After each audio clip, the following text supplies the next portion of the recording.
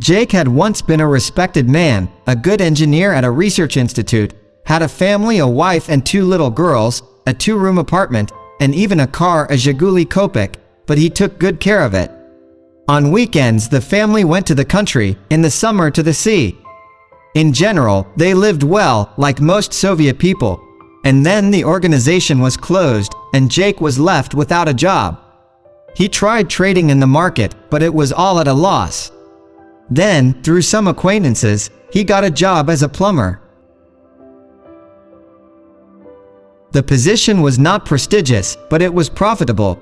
It was also alcoholic. For the work he did, he was always offered a drink or given a bottle. So, imperceptibly, the man drank himself to sleep. In a few years he became an alcoholic. His wife took the children and went to live with her parents.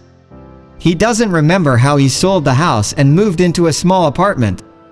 So he lived from drink to drink. He did some odd jobs when he could. One day he and his friends were celebrating something. There was enough alcohol, a money job came up, and they drank themselves into oblivion.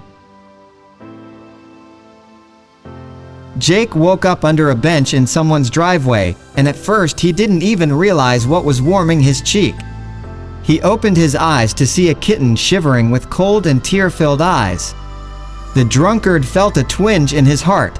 He picked up the kitten with shaking hands and it squealed in pain.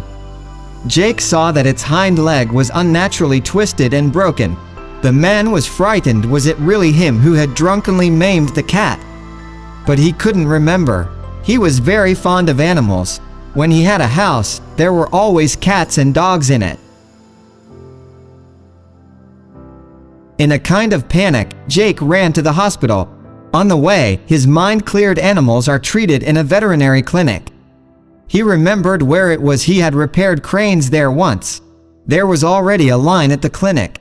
When Jake walked in with a squeaking kitten, all dirty and smelly, people stepped aside and let him in without waiting in line. The doctor immediately gave the animal a shot for pain, put a splint on its leg, and then asked, "Should we put it to sleep or treat it? We need money for treatment." The man emptied his pockets and gave all the money he had left from yesterday. The doctor said that it was enough and that he would leave the cat for treatment, but asked the man to come out as it smelled unbearable.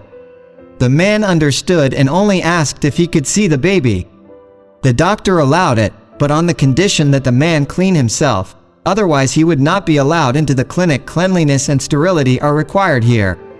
All evening, Jake washed himself in his apartment, washed his clothes, threw away a lot of things. Then he went to a charity and they picked up some decent clothes for him.